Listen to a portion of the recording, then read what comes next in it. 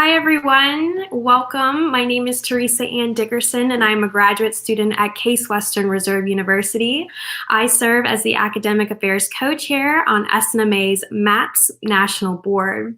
Before we get started, we wanted to wish you a very happy Black History Month, as well as reach out and publicly give our condolences to our friends and colleagues in Texas right now.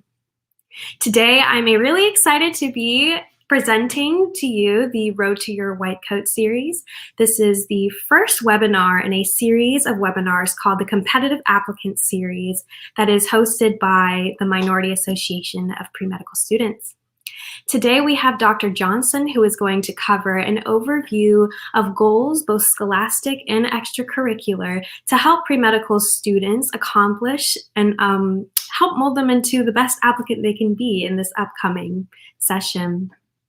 So Dr. Johnson is here with us. She is a board-certified clinical pathologist, a medical educator, and the founder of and CEO of MD2B, which is a nonprofit education consultancy company with a mission of exposing and preparing students of all ages and educational levels to achieve their medical degree.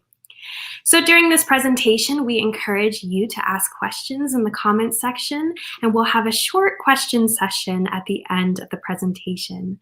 So please help me welcome Dr. Johnson. Thank you for that kind introduction. We'll begin with the first slide, please.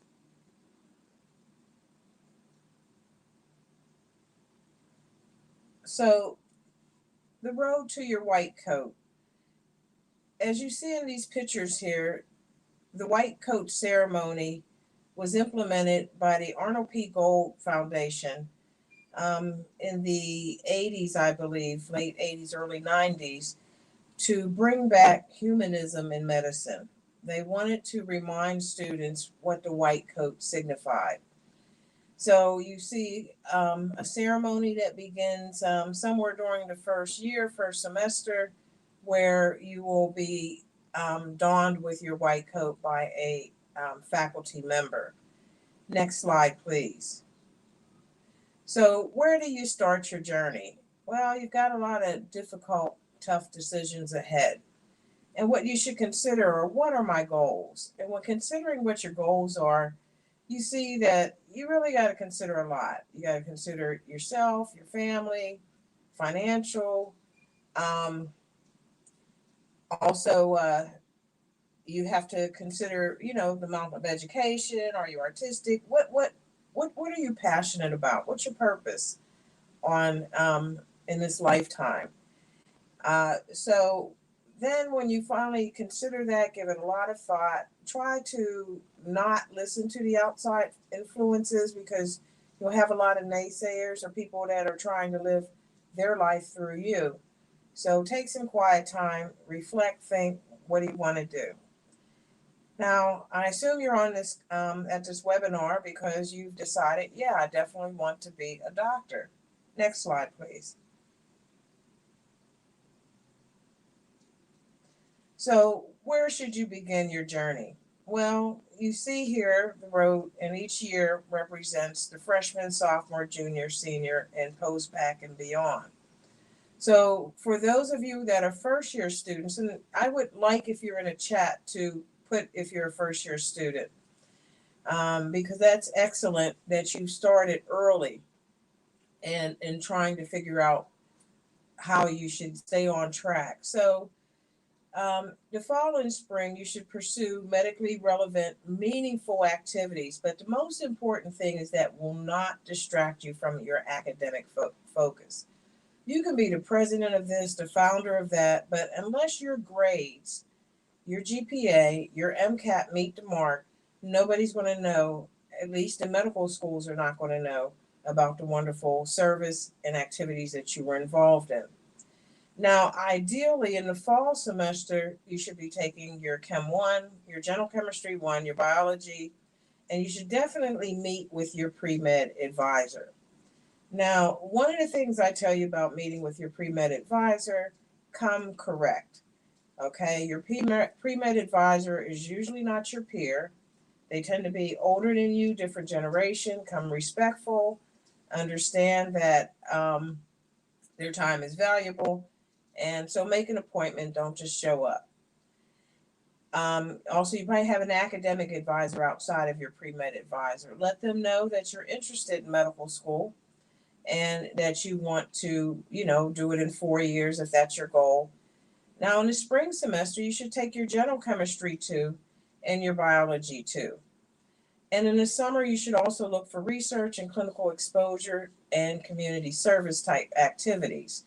Now, clinical exposure is very difficult during this pandemic, but I'll address that later. Next slide, please.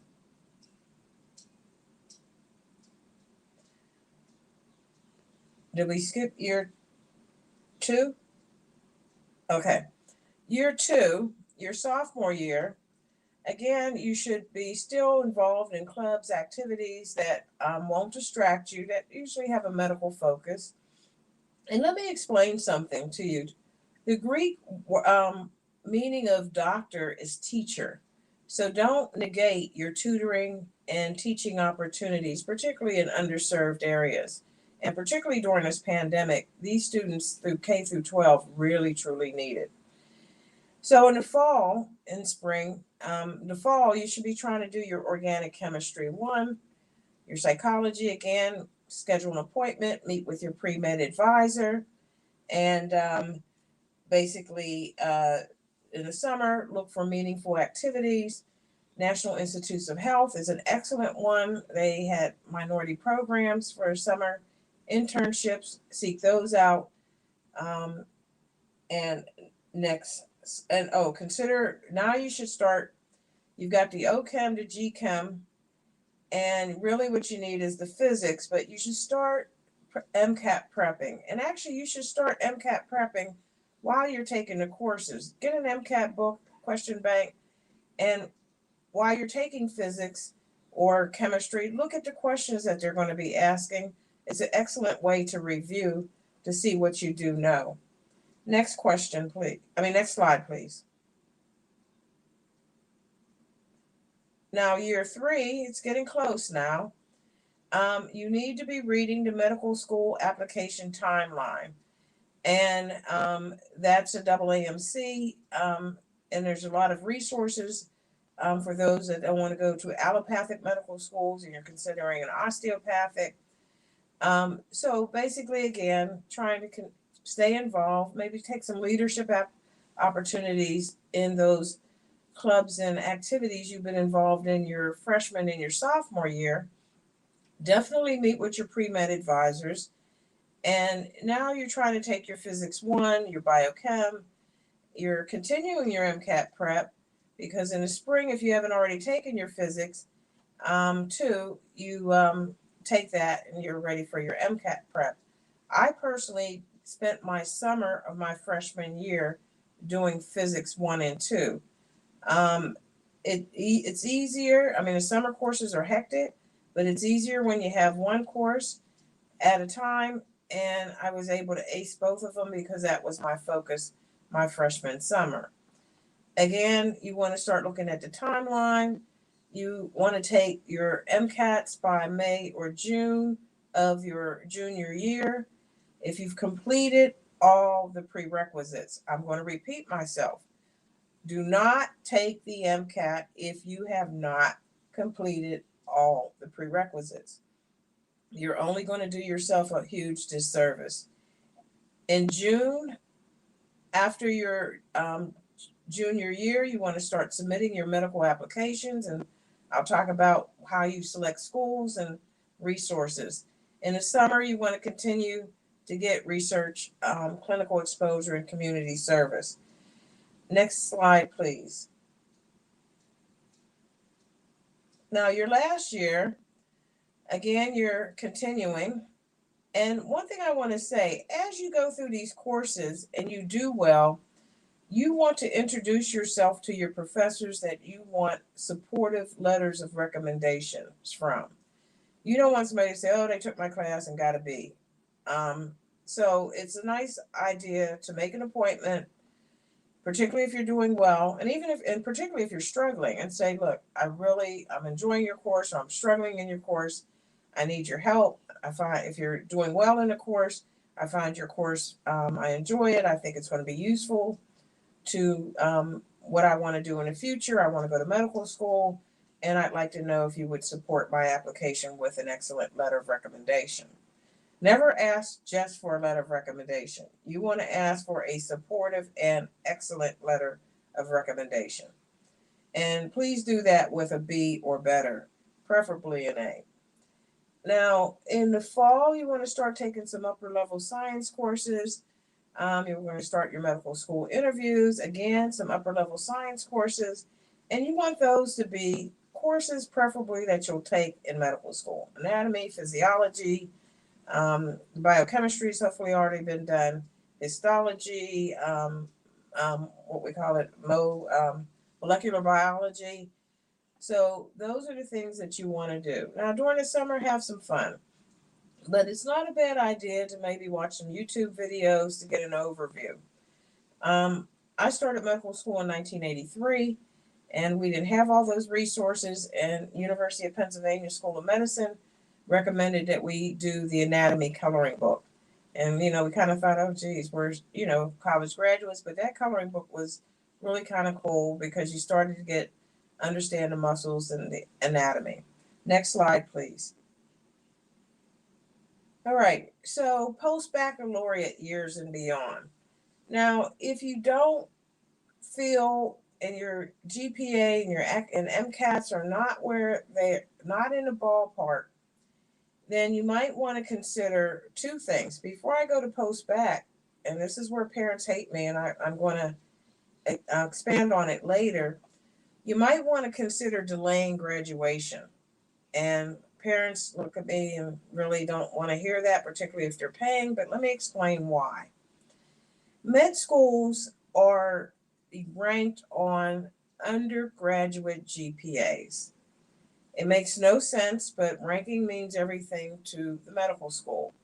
So if I have a medical school class full of PhDs in the sciences, and their average science GPA is a 3.5, and their average MCAT is 5 something, right? And then I have another medical school B, full of undergraduate students with a 3.51 GPA and the same MCAT. Guess who's going to be considered the better medical school ranked? The ones with the undergraduates, because they just solely go on undergraduate GPA. This is why I recommend that students, when you're right on that cusp, stay and don't complete your undergraduate degree, get an extra degree or extra courses, because it will boost your GPA. And even though it's ridiculous, I know my stronger students would be the PhDs with the 3.5, but that's the way it goes. I was very shocked to find that out, and I've done admissions since 1983. Again, you want to choose a program that will strengthen your application. Postbac programs can be expensive, but they do offer academic advising. If you're switching late, they offer usually prerequisite courses, the biology, GChem, OChem, physics, the other requirements, maybe biochemistry. Most of them offer MCAT prep because that's the great equalizer. And of course, they offer advanced science courses, particularly medical school courses, and clinical opportunities. Now, you want to choose a program that's going to increase your chances of acceptance. Well, how do you know? Well, look at their track record. How many of their students actually end up getting into medical school? It's great to find a program like Drexel that has an articulation agreement with medical schools. You make this mark and you immediately get into the first year class. So that's a no-brainer. So those are usually your reputable ones. But you also, if you can't afford it and you're not near one, you can create your own program. Now, your own program needs to be advanced science courses, medically relevant, and you want to be able to prove your aptitude for the basic sciences. Now, if you're working and you're taking school, a course here and there, it proves it because you can, in your personal statement, say, I was working full time, plus had other obligations. I've done these courses and I did well with a hectic schedule, but you also need to prove it on the MCAT to show that you have an aptitude for the sciences. Next slide, please. Now, there's lots of roadblocks in your way, and that's life. Lots of challenges ahead. And one of the major challenges, your pre-med advisor may be lying to you. And I'm not painting a bad picture for pre-med advisors because I did somewhat serve in that capacity when I was at Rutgers Medical School. But let me explain to you how this works. And I'll explain to you through a true story. When I was in the capacity of an assistant dean working with student affairs and working with students matching, the dean of our medical school gave us marching orders that said, I want to be able to boast that our medical students get their top 3 match choices in residency. So that came down to the other deans, associate assistant deans, etc. So I'm in this meeting and they look at the match list and they look at the people who are applying to the very competitive residency programs like orthopedic surgery, dermatology. I don't know if you can apply to plastics straight out, but the very competitive places and very competitive specialties. And they divvied up the list amongst the deans in a meeting. And of course, me being who I look like, they assigned me students that look like me. And my job, my marching orders from my supervisors were to talk them out of these competitive specialties because they thought they were long shots and they would mess up the goal of the dean and hence their goal, which all of our raises were based on that. And I thought, wow, it's not about your goals, it's about my goals and my raise. That's so unfair. But nevertheless, that's life. And the pre-med schools as well, we want to be the number one pre-med school where we can say 90 plus students get into medical school. You come to the pre-med advisor and your grades are not stellar. And they're like, well, why don't you go into physician assistant, nursing, something else? No, we're not going to support your application. Again, it might not be about your goals, but about their goals and their money. So keep that in mind. But, don't discount what people say. Criticism is criticism and it can be taken various ways. Next slide, please. So another roadblock and challenge that you come across, you might be juggling a whole lot. You got life that's always going to continue to go on. You got school, you might be working. And for you athletes, you also got athletic practice games and all that other stuff. So your time is not on your side. You see you're being buried by time. Next slide, please. So another roadblock, and it's a roadblock now for a lot of people because volunteer programs have shut down in the hospital, and rightfully so because of the COVID pandemic. But it takes time to volunteer. And it also takes money to live and go to college unless you have a trust fund or wealthy parents or a scholarship. So one of the things, and I luckily made it through the process and made it to an Ivy League medical school, I never volunteered in a hospital. I worked upward bound, I tutored, I did medical explorers, other things like that, but I never volunteered. I needed to make money, even though I was on scholarship. But so they'll say volunteers don't necessarily have the time, they just have the heart. But time is money, and you need money, and you might be on borrowed time with student loans. Next slide, please. All right. Other roadblocks. How much clinical experience do you need for a medical school application? Well, we want to know as physicians that you have an idea of what you're getting into.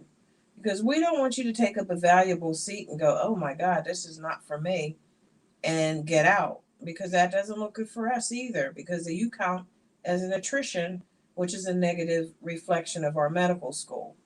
So we want to know when you come and sit in that interview seat or when you submit that application, you have a good idea of what doctors do, not just by watching a TV show or movie. So, yeah, volunteer, but we have the COVID pandemic. So I'll address that later. They're not going to allow you into the hospital with direct patient care at this point in time. Next slide, please. So let's talk about getting around these roadblocks. I never like to just talk about the problem. I want to talk about the solution. So you got to take detours. So if your pre-med advisor is lying to you, I want you to seek the truth. But I also want you to tell the truth, and I want you to live in the truth. Be honest with yourself. I mean, if you're a 2.0 student and you're trying to apply to Harvard, let's get real and realistic. And even applying to most medical schools with a 2.0, there might be a few students, but they're extraordinary students. So how do you seek the truth? Well, next slide, please. This is a table. If nothing else, you should always know this table and look for it. This is the data. You notice on the left-hand upper corner, I have matriculants. What are matriculants? Those are students sitting in first-year classes right now. The table above it is applicants. To me, that's meaningless. That just tells you your competition. But you want to know the successful competition. I circled Blacks and African Americans. I do a seminar, which I would be happy to do a workshop to see, are you a competitive applicant? And that would be more meant for third and fourth year students that are about to apply to medical school. And you could take your numbers, standard deviations. You could take a look and say, wow, there's somebody here that they're mean chemistry, physics, biology, and what's S?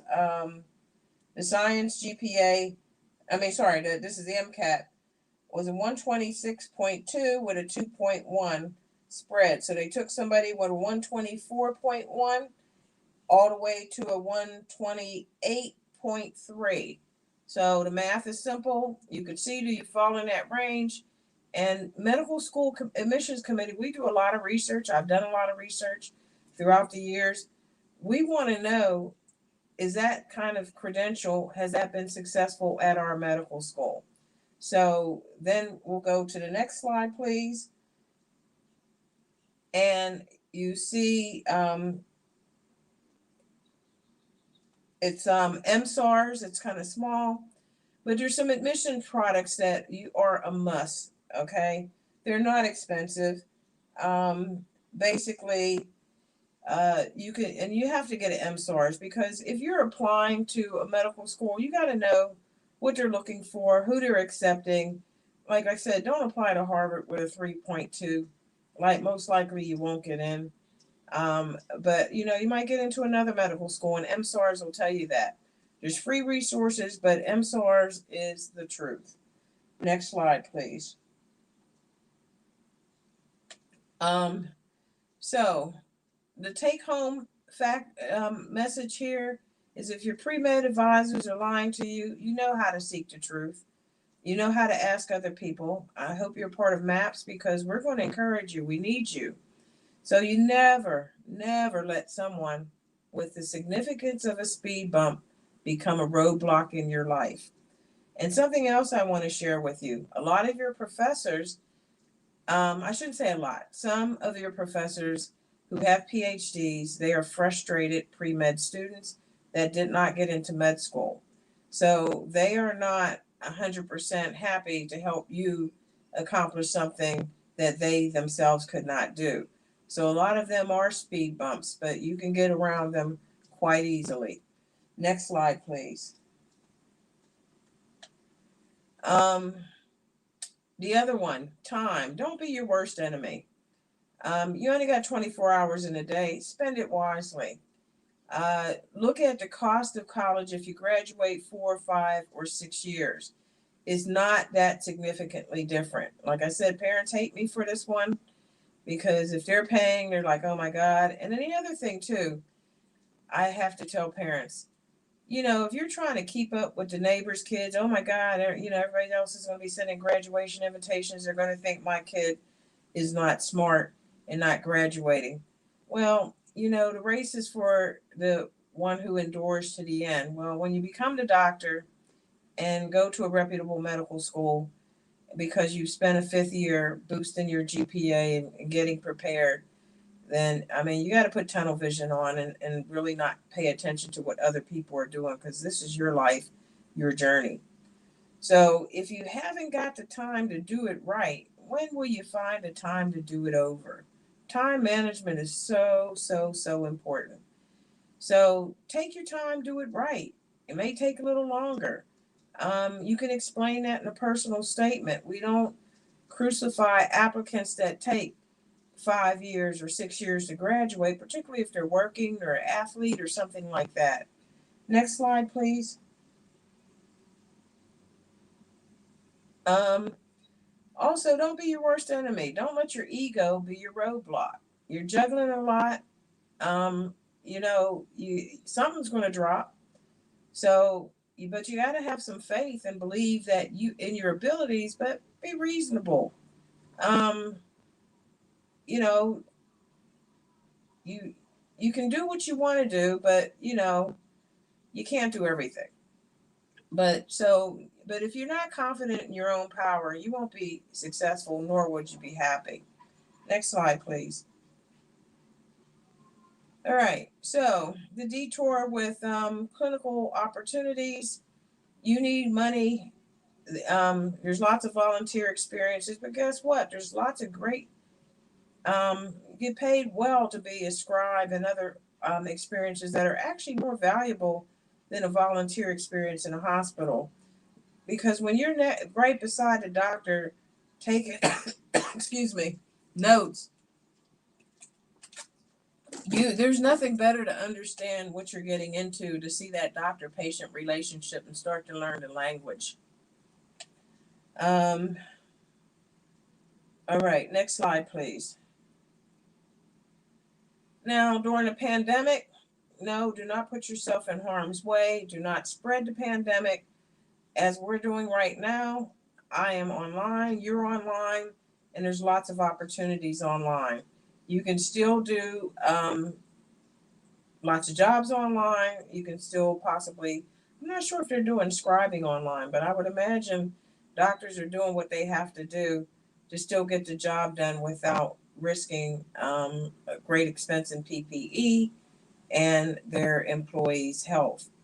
So there's always a way around something. Next slide, please. So major take home summary. Don't let these roadblocks delay your career or take you off your journey. Next slide, please. Sometimes God places roadblocks in our way that we do not want to deal with, but we need to stay strong and find a new path and continue on this journey. And if that means taking a couple years off and never giving up on your dream, I've had not patients. I've had medical students as old as 65. So it's never too late. And again, I tell you, don't let somebody stop you. Next slide. Here are some great resources. The AAMC should be a website that you know inside and out. This is the best resource if you are applying to U.S. accredited allopathic medical schools. There's a whole website. You'll see, I think it might be an active link. Next slide, please. And then Postbac programs. There's a whole lot of information on, is a Postbac program good for you? You look at your credentials using those slides that I talked about, the truth. They change every year. So you want to look at them every year, and you want to keep, I would probably recommend a 2-year MSAR subscription, and you can be creative. I mean, the other thing I would say with MCAT, share, I went to Howard undergrad, and we wrote a letter. This is back in the day before computers, email, chats, all that stuff.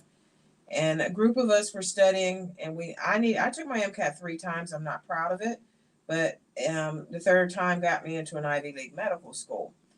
So we were sitting there trying to do our own thing, studying, and we knew other people were taking Kaplan. And the key to Kaplan and other courses is they pay people to memorize the questions.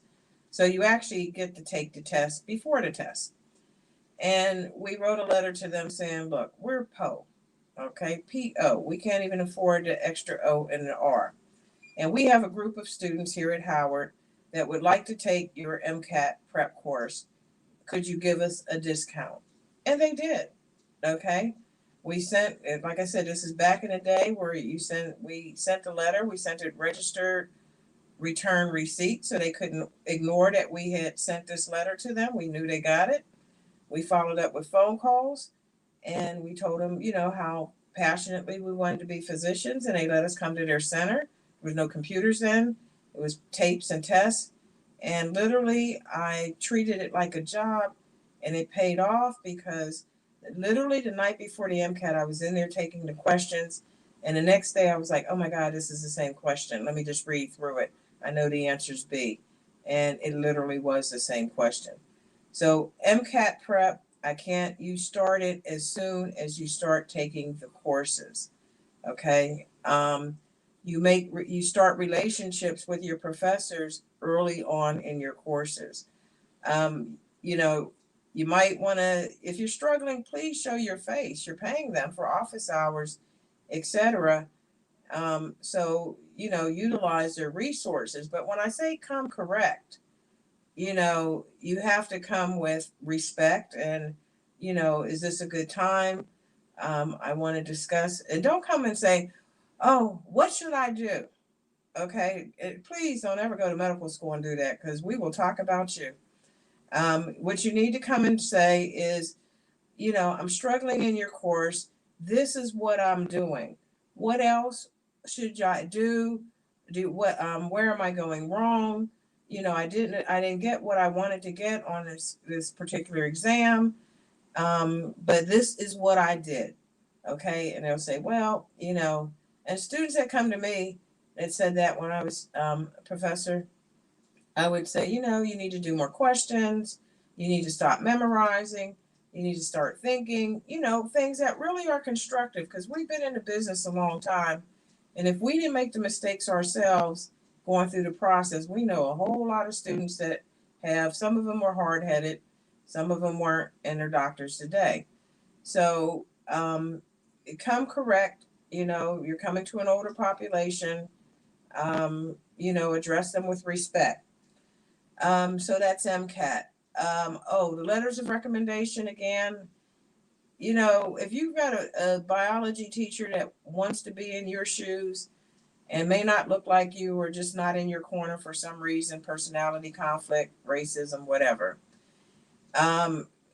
you you do want to waive your right to letters of recommendation because we look at that. Because if you're only going to screen the letters of recommendation, we know we're not going to get an honest assessment from your reviewer.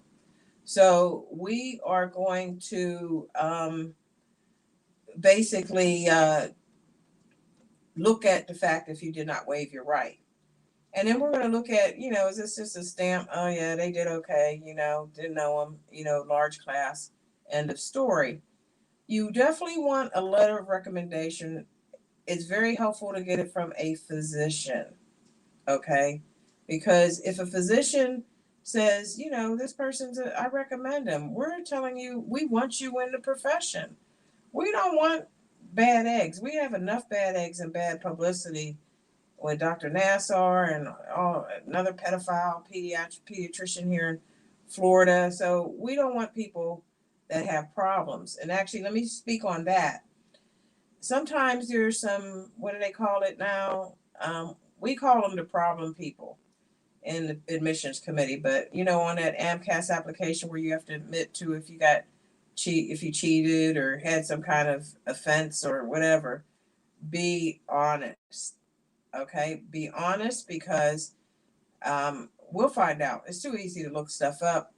And, if you ended up plagiarizing, admit that, you plagiarized and you learn from your mistake and it'll never happen again. Keep your nose clean. We don't need problem people. We have too many applications. So, but if you have a problem, report it and, be honest about it and tell us how you've learned and it'll never happen again. So those are some other things that are part of the process. I'll pause now. I don't see many things in the chat, but let me go. Last slide, please. I think that's the last slide, says the end. Yes. So this is how you can contact me. I, provide a consultancy. I help students get into medical school, college, have been quite successful, and would like to have you join the profession. And if you don't have a supportive pre-med instructor, please use me and other people that want to see you join the profession, because we really need you. There's a shortage of physicians, period, and then there's definitely a shortage of physicians that look like me and you. Questions? Absolutely. Dr. Johnson, thank you so much for that information. You really did a great job at telling us, clinical experience is important, volunteering is important, but also knowing who you as yourself and your why for medicine is also really important in this journey. So we have a couple of questions. We'll be answering 3 questions today. The first is from Justin. Justin wants to know, what should you do if you have a high GPA but a weak MCAT and took a Kaplan course before? What's your advice on that? Okay, my question, and I start to wonder about, is the Kaplan course questions, because what I see in med school and throughout education is, and I would love to do myself, is I would love to watch an exercise video for an hour and say, wow, okay, I think I got it, and then watch it over. Okay, but that's not going to help me physically. And a lot of people that take those courses, they just love the lectures because it's like a movie, and you've already heard it before because you've already completed the prereqs. And you sit there and you shake your head and you go, oh, yeah, yeah. And then when they put a question to you, then you stumble. And that's why your MCAT is not where it should be. My biggest thing, you don't even need the videos. You've already been there. Go backwards. Start with the questions. Take it like you're taking it an exam. Go back. See how many you got right. Do them like 10 at a time. See how many you got right and wrong. And then look up the information that's wrong. Okay? Because when you focus, if I tell you, okay, let me tell you about Miami, and you never plan on visiting Miami, you're not going to remember, I got a great mall down the street. You know what I'm saying? And things like that. When you're focused on something, you retain it better. So when you're looking up, you'll remember better. So I highly recommend backwards, because, it's very reassuring just to keep watching something over and over and thinking you know it. And how many times have you watched a movie and, you watched it again and you were like, oh, I didn't get that, So go backwards, because that's what you're testing you on. Yeah, that's really great advice. I know during my graduate program, a lot of studying I did was a lot of active recall, which is kind of what it seems like you're talking about. Right, exactly. Not passive, right. Right. So we're going to move on to our next question. Lakin wants to know, how many units should you look to do if you're interested in doing your own program? I believe she's talking about your own Postbac program. Postbac program. Well,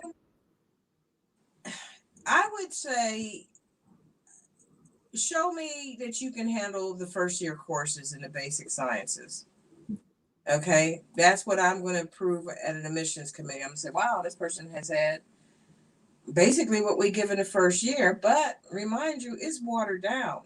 Okay, for any of you that have been in medical school, I'm a prime example. I had biochemistry, had the book Stryer that we did at University of Pennsylvania at Howard. And they put me in an advanced course. And I sat there and I was like, okay, this is going to be easy. I'm going to ace this. After the first week, I was like, this course must be over. It was so much more that I was like, oh my God. So they're very diluted courses. But the fact that you've been exposed, so look at what medical schools want. They want anatomy. They want physiology.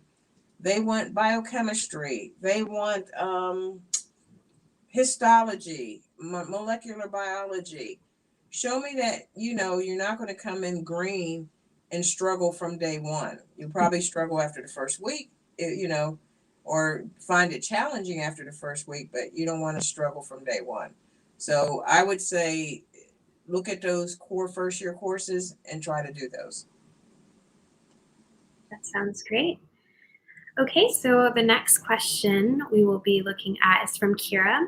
Kira wants to know, would working or volunteering as a CNA be good clinical experience for pre-medical students?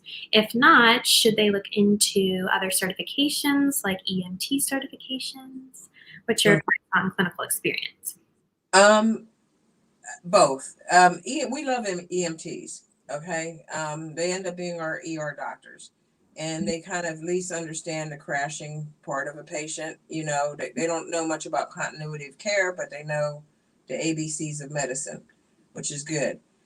CNA, certified nursing assistant, it depends on the capacity that they're in, because I know CNAs that basically are kind of companions at nursing homes. And actually, that is something that you could really write a heck of a statement about if you're trying to earn money. Because to deal with somebody at the end of their life and all the stresses and challenges that they go through, even though you're not, you're kind of peripheral and more of a companion per se, you understand from a patient's standpoint and all that other stuff, because they usually have a lot of medical issues too. CNA is also good, but EMT, I'm not sure what you have to do to be a CNA, like how much science and medicine you have to know as opposed to an EMT. And we also love the lab techs, the medical technologists, because they understand medicine from the reverse, from the laboratory standpoint and working it backwards. Yeah, that's great. Clinical experience, I think, really is able to put you into a situation and really figure out if this is something that you want to do for the rest of your life. And there are millions of ways you can do that. So Josh has a question. He wants to know, how do you navigate the balance between professionalism and standing up to racism / microaggressions in the field of medicine? Ooh, that's a difficult one, and I'm so sad that we're still dealing with it. And my God, I think how long? How many? 83, and how many years ago was that? And we're still talking about it. You sometimes you just have to. I've learned when somebody says something that offends me to go, ouch, wow, and somebody that doesn't care may not even pick up on that, but somebody else that doesn't, their intention is not to offend you, will pick up on that and ask questions.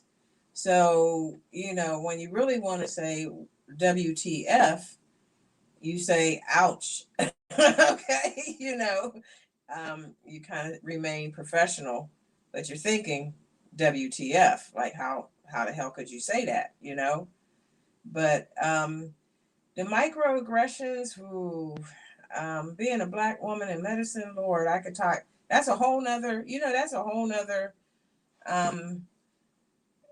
that's a good thing for medical. Actually, it's a good thing.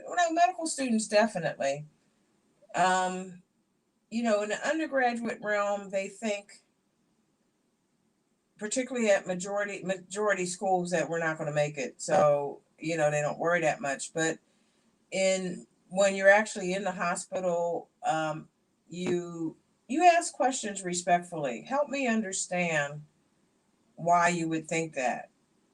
I've said that a lot in my I laugh because who was the guy called him Tupac? He's like, oh, you must like Tupac and somebody else. And I was like, Tupac. Oh, I wanted to say, no, that's your wife. That could be your girlfriend. But yeah, he is quite profound in his lyrics. But you just, ask a very, like, help me understand why you would think or say that. And you put them on the spot. And now it's time for them to kind of really think about it. And I mean, you're not calling them out, but you're asking them a question. Because in the clinical years, they have so much control over your grade, particularly if you don't have shelf exams or something else in black and white to cover your behind. It's so subjective. So, a very respectful question would be in order. And it takes some time to think about it. I mean, you want to react, but just, take a deep breath and think about it and then say, help me understand, you know? Yeah, that's a great response to that. So moving forward, Leah wants to know, she kind of wants to take a look at her application with regard to research experience and if schools look down upon applicants who have no research experience.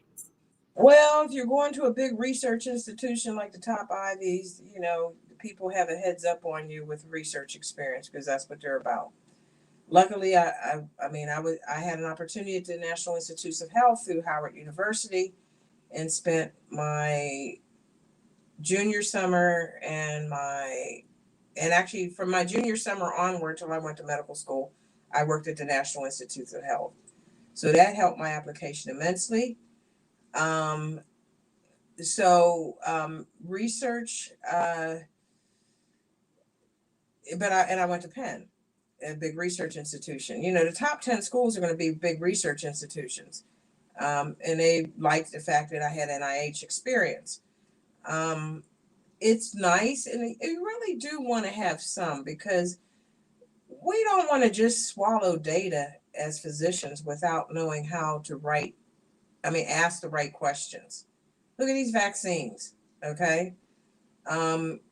You're responsible for your patients. Are you going to just believe everything that they said? Or are you going to do some research for yourself? Or are you going to ask questions? We want you to have some, even if you just take a basic research course to understand p-values and all that stuff, because that is what you're basing your treatment on. Okay? Yes, that was great advice. Our last question is from Beverly, and she is interested. She's an older applicant. Will be her second career, and she wants to know how she can condense her experience and explain her journey, all of the positions that she's had, basic science/clinical research. It seems like Beverly has done it all, but she wants to know how can she tell her story and condense it into one. This is the personal essay, right? I'm assuming she's asking about, because all this needs to be listed in the MCAT application under experiences and should be on your curriculum vitae if they're relevant. I mean, I did not put that I worked as a cashier for the Kroger company on my CV, and it's not been on my CV. You know what I'm saying? Because working for a grocery store wasn't going to help me, right? So I use relevant experiences. So I would come with my personal essay is, I'm committed to medicine. And I come with a renewed commitment, or I've always been committed, and, kind of life got in the way, or, I explored other things, but I've returned to my passion. And my journey here is definitely non-traditional. And it's the elevator talk. I mean, it basically is tell me who you are in record time. So you start from the most recent, and then you go back to remote and bring somebody full circle. And you can do that succinctly. I mean, I would imagine I'm older than you, and we could talk. You could email me and tell me your availability and the best way to contact you, phone wise. Just also give me your time zone, because I don't want to call you too early or too late. But it's the elevator talk that you basically are selling yourself and letting people know who you are, particularly the relevant stuff. And I can do that, and I've done a lot in my 60 years. And really, can I do it in 60 seconds? I don't know. I haven't timed myself recently, but I could do it pretty quickly. Thank you so much for that advice. And thank you, Dr. Johnson, for sharing not only all of this great advice regarding scholastic and extracurricular goals and ambitions, but also sharing your story. I think sharing story is really important, especially now. I feel like when we can share our stories with other people, we can really inspire people to see that it is possible to do whatever it is that they feel like they want to do in the medical field. So thank you so much for that. To our students, don't forget that you need to register for AMEC. So AMEC is the annual medical education conference, and it attracts students from all levels of medical education. And it consistently is the largest gathering of underrepresented minority medical, graduate, and pre-medical students in the nation. So you can register on SNMA's website, and we would love to have you all here. It'll be happening virtually online, so make sure you register. And that's all for today. We encourage you guys to look for more on the competitive applicant webinar series, as we'll be having a little bit more after AMEC. And we can't wait to see you guys in your white coats soon. Thank you guys so much.